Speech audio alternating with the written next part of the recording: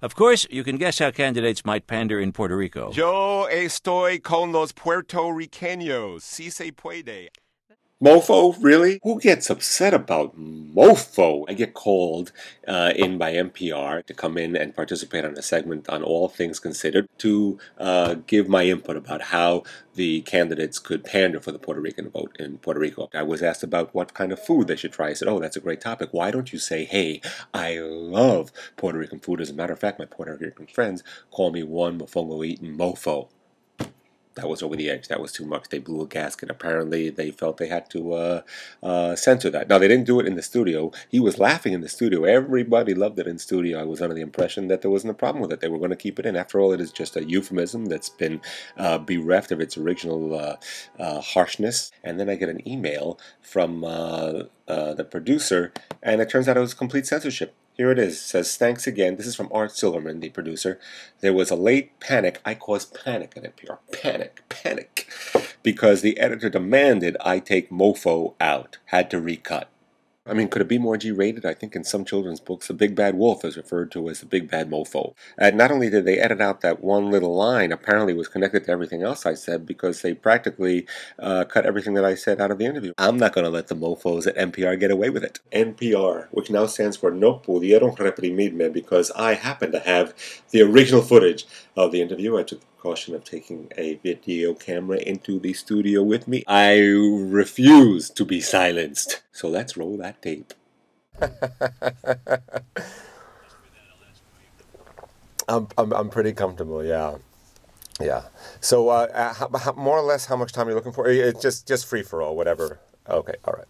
Well, first of all, Puerto Rico is a great place to pander because they don't have the vote in federal elections. So just showing up is a gesture of pandering. As far as foods, mofongo is a real local delicacy. It's a dish made of mashed plantains, which fried bananas with whatever filling you want in it. It can be shrimp, chicken, pork. You might want to say that you love Puerto Rican food and that your Puerto Rican friends even consider you one mofongo eating mofo. Some of my Boricua friends. That's even more inside of my Boricua friends. There's a lot of Puerto Rican coqui frogs in Hawaii, and that's our national symbol, and they're not appreciated in Hawaii. I, if running for president, would promise that the second I got into office, I would make sure that all Puerto Rican coqui frogs in Hawaii immediately self-deport back to Puerto Rico, where they belong. Just on that alone. Any candidate that goes to Puerto Rico is very tempted to speak Spanish. Last time around, 4 years ago, Si se puede was huge, which is a translation of yes, we can. I think actually Obama stole it from the Spanish. But don't use it this time around. Stay away from Si se puede because, frankly, no se pudo, which means yes, we can, will be remembered as no, we couldn't. So instead, what you want to do is say pa'lante, wherever you go, pa'lante, mi gente, which means forward. It really resonates in Puerto Rico. But try not to say it if you're stuck in traffic because it's going to seem like you're just complaining about rush hour. Here's a faux pas that candidates always make in Puerto Rico. They think it's a great photo op to be seen drinking Presidente beer. It's a great visual. Presidente, I'm going to be the president. They don't realize it's Dominican beer. That's really off message in Puerto Rico. It's the worst possible thing you can do. What you should do is a photo op, go to the Bacardi rum factory and declare a rum tax holiday. It's going to work great. Yeah, and the other thing is, do you want any more or no? Okay.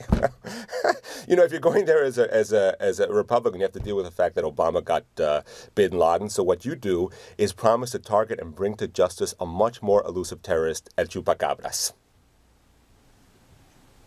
Have you heard of a chupacabras? It's a big problem in Puerto Rico. He's terrorizing the countryside. Puerto Rican status is the hottest button issue on the island. And, the way to play both sides is, well, first of all, every candidate goes there and they promise to support whatever the Puerto Rican people decide. And the Puerto Rican people are always split right down the middle, so you're really expending no political capital whatsoever, And, but I would say that you believe that if Puerto Rico becomes a state, it should still be able to compete as an independent country in the Miss Universe pageant. There's been a lot of police brutality in Puerto Rico lately, and they're blaming it on the Conservative Party in office right now. And you might want to promise that any police in Puerto Rico engaging in police brutality will have to report to the White House for some federal bow bow. Yes, that's exactly the way to say it. That would be perfect. You're going to get a lot of votes. Trust me on this. It's sort of a Spanglish term for spanking. No, every Puerto Rican child has been through that, and they will understand exactly what that means. That's comedian Bill Santiago. He's a New Yorker of Puerto Rican extraction. If you're pandering successfully, Yes. should you say some of my Puerto Rican friends or some of my Puerto Rican friends? Some of my Boricua friends. My Boricua from Boriqueño. That's even more inside of my Boricua friends. Somehow that wouldn't sound all that authentic coming out of, say, Mitt Romney or Rick Santorum.